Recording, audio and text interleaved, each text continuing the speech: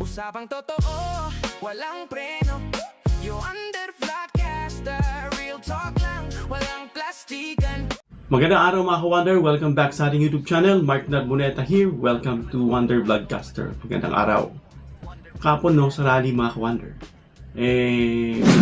medyo nagkagulo yung tao dahil nag-uunahan doon sa pagkain at tubig dahil nga nagpanik yung iba dahil medyo yung kanilang coordinator ay hindi nila mahagilap para mabigyan sila ng pagkain. Well, anyway, na-address naman yung concern na yan. Pero mga ka-Wonder, may napansin tayo na medyo na-alarma tayo during that time kasi may mga nakikita tayong kakaibang kilos. Pag-usapan din natin mga ka-Wonder itong sinabi ni Robin Padilla na komunista siya. Before that mga ka-Wonder, don't forget to subscribe to our YouTube channel, Wonder Vlogcaster. 100% libre po ang pag-subscribe. Subscribe niyo po ang channel na ito. Click the subscribe button, lalabas yung bell icon, piliin niyo po yung all. Maraming salamat. So ito nga, unahin muna natin ito kay Senator Robin. Sinabi niya kasi mga ka-Wonder na komunista siya. Bilang isang senador, nang sasabihin mong komunista ka, ay napakalaking impact at question at nakaka-impluwensya ito mga ka-Wonder sa pananaw ng mga mamamayan. Lalo na galing ito sa isang senador.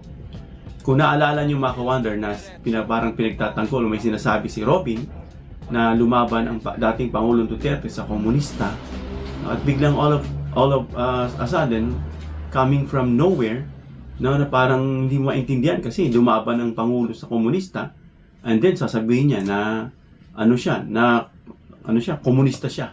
Diba? Natawa tuloy yung tao Kung sinasabi niya kung meron tayo na sa pool doon na medyo pinipigilan yung kanilang pagtawa. Kasi minsan ito si Robin, hindi lang minsan, madalas. Gaya ng pagtawa na nasa first row, nung sabihin niya nga mga ka-Wonder na one-sided itong mga prosecution. At talagang mag-aalarma at matatawa. At medyo siguro nakita natin na nagalit siya dahil nag-ingay, medyo na-insulto siguro siya. At may kataga pa siyang ginamit na langaw. Nalangaw daw itong mga prosecution at tumungtong lang daw sa kalabaw.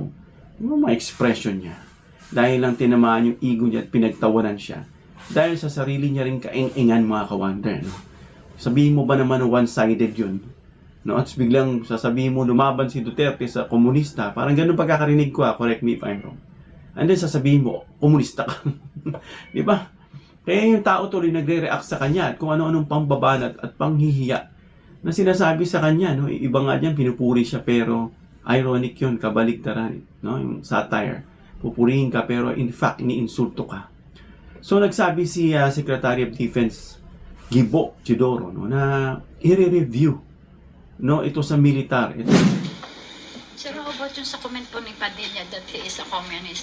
Sinabi niya po sa plenary, di ba reservist siya ng army? So, he professed an ideology that is in contrast with this sa pagiging reservist niya po sa AFP. Well, the AFP probably should take note of that and, do its processes accordingly. Itong pagkakasabi, kasi itong si Robin ay reservist sa military, sa army yata siya.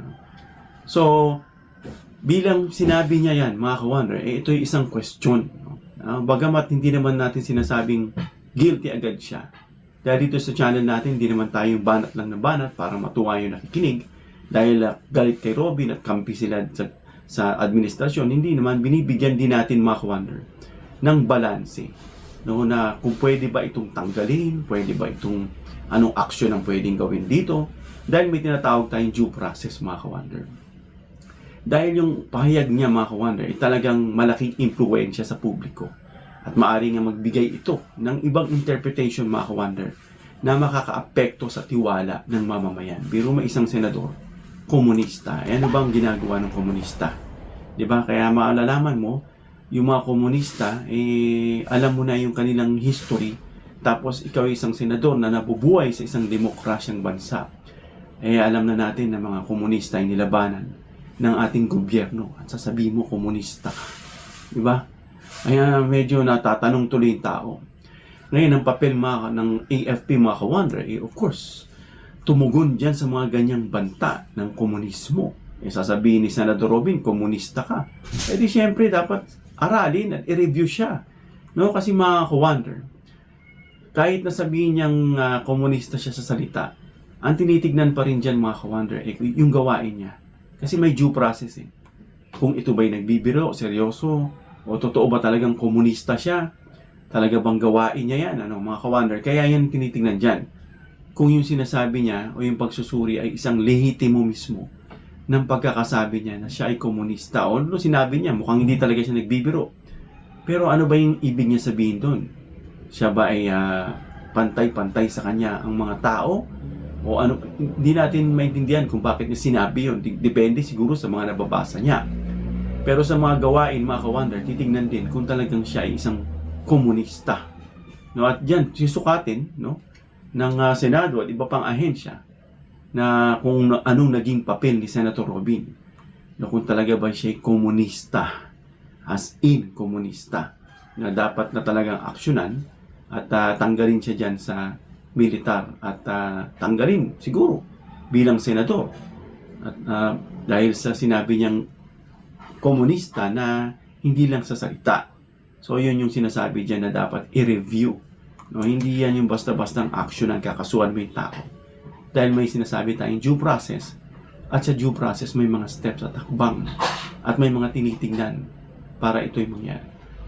At isa pa mga ka-wonder, Turka, speaking ng SONA kahapon, napunta tayo ron para suportahan yung Philippine Constitutional Reform Initiative para ilunsad, ipakita sa tao, na para bigyan sila ng kamalayan at kaalaman tungkol dito sa federalismo, unicameral at saka yung presidential, na ito po yung gusto nating maging form of government para sa ikababago, at somehow matugunan yung mga sigaw ng taong bayan na maligtas o mabawasan yung mga korupsyon at kung ano-ano pa. Habang tayo po yung umiikot, may napapansin tayong mga hindi kanais-nais. Marami doon na parang, alam mo yun, yung parang hindi mo pakali, nakatingin, na hindi mo maintindihan, na parang may gustong gawin na napipigilan. And then sa video na ito, mga ka-wonder, na ipopost ko, nakita natin na yung kutob natin ay totoo. Dahil, nung nasasapul na ng camera natin, may isa doon nakapula rin siya. Nasapul siya ng camera. Tinanong ko kung anong grupo sila. Sabi niya, hindi raw siya Bongbong Marcos na supporter. DDS, Duterte daw siya. Duterte daw siya. Pero anong ginagawa niya doon? Sa rally. Nananahimik siya, nakapula rin. Siguro nasa pool siya. At baka mamamaya, siguro, makita siya ng mga nakikilalang Duterte siya. Traitor to.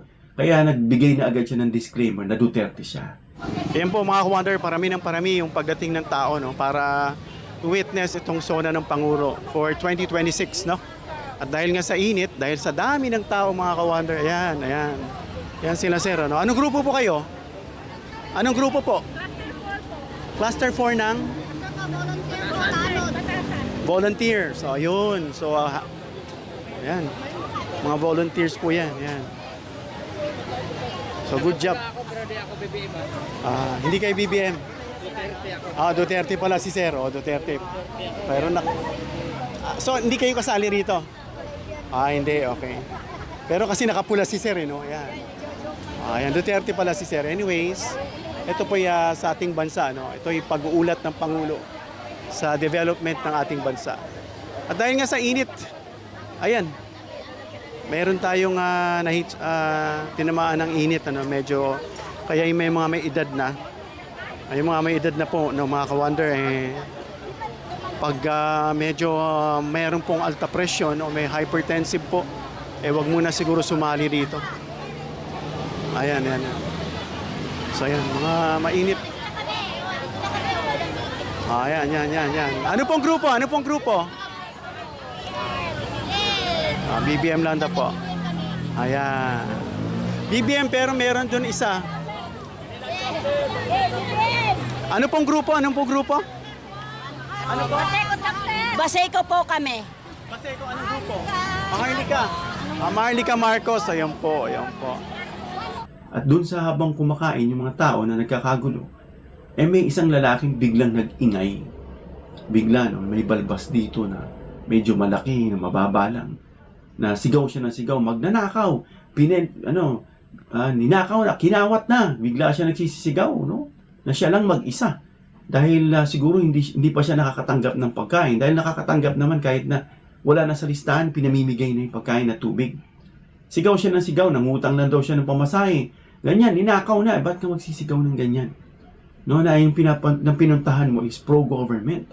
At nagagalit ka nun, nagsisisigaw ka ng ganun. Kaya sinabi ko dun sa isa sa tagapangasiwa, no? Na i-control nyo po yan, baka mamaya pakawala yan. Baka mamaya nilagay lang yan dyan kasi nga nakita na natin may mga DDS dun sa lugar. No? At dun sa banda ron, yung mga nagrarally na mga inaresto nga. Na makita natin, no? Na inaresto sila dahil sila ay nanggugulo. At hindi porke iba yung kulay ng damit nila, may mga nakapula rin na mga DDS na nakilahok dyan. No? Meron dun iba pa. Na-identify sila, DDS yun. Iba yung kulay ng damit, hindi nakapula, nakaitim. In fact, kinuha pa nung isa. May kumuha pa nun ng number ko, no? Gusto niya makipag-collab. Pero hindi siya nakapula. No? Out of course, respect, no? At hindi naman natin dinidiscriminate yung tao. Of course, nakikipag-coordinate. Nakikirespond din naman tayo, mga ka-wonder. At yun, nakita natin na bumoblend, sumasama sila doon sa mga rally ng mga nagse-celebrate o nakikiramay, nakikiisa sa SONA. At sinabi ko nga doon sa nanggugulong lalaki, paikot-ikot siya. Sabi ko, awatin niyo po yan, pagsabihan niyo po yan. Wala naman ako sa posisyon para anuhin yan, baka mamaya sabihin ako pa yung nag-cause ng trouble. Kaya sawayin niyo po yan, baka yan ay pakawala para manggulo lang sa SONA ng Pangulo. No, at I'm not sure kung ba't. And then, of course, may nagsasabi, nandiyan yan. May iba comedy, siguro gusto lang kumain. O yung iba dyan gusto mag-obserba. Yung iba naman gusto manggulo, kagaya ng isang lalaki. Na may nanggulo. Yung iba doon, sa kabila, yung mga nagrally, nanuntok pa. Mga abusado kasi alam nila, na-orient sila, na ang police ay may maximum tolerance na order sa kanila. No? Kaya hindi nyo badge o license yan na manuntok kayo at manakit. Kaya mag-iingat, sa mga susunod pang rally, humahalo yung iba para maghasik ng lagim. Manggulo. Kaya maging sensitive, ha? Hindi lang yung nagsasaya-sayahan, nagtutuwa, kakain, ganito, pero wala nang pakialam sa paligid. Makimatyag, bagamat ang daming pulis po ron. Ang daming medics doon, ang dami. No? Kaya medyo ingat sila sa kanila pong gagawin. Otherwise, hindi naman kasi mga ganun na ugali ng mga loyalista at iba kong sumusuporta kay PBBM. Na once na doon ka, na-identify ka na isa kang loyalista, kukuyugin ka nila. May mga ganun eh. Pero hindi ganun itong mga loyalista, pasalamat sila. Dahil kung doon pa lang na na-identify, baka kinuyog na yan. Di ba? Hindi ganun kasi medyo civil itong mga sumusuporta sa Pangulo. At hindi nga sila kinuyog. Yan mga ka-wonder, no? At abangan natin yung susunod at abangan natin yung pagdating nitong pagbubukas dito sa SALN sa impeachment at itong kaso ni Senator Cayetano na idadalhin dyan sa ombudsman or either dito sa Blue Ribbon. Hanggang dito lang tayo mga ka-wonder. Comment down below your opinion para mabasa at mareaksyonan. Please give me a thumbs up if you like this video para ma-share ni YouTube sa iba pang viewers. Please share this video para malaman nila na may nakikiblend sa mga gawain, no? Ng mga aktibidades ng mga pro-government, pro-Marcos at humahalo itong mga DDS. And itong sinabi ni Senator Robin na siyang i-review nga ng Armed Forces. Please subscribe, hit the notification bell icon and choose all bilang suporta sa aming mga content creators. Hanggang sa muli mga ka-wonder. God bless.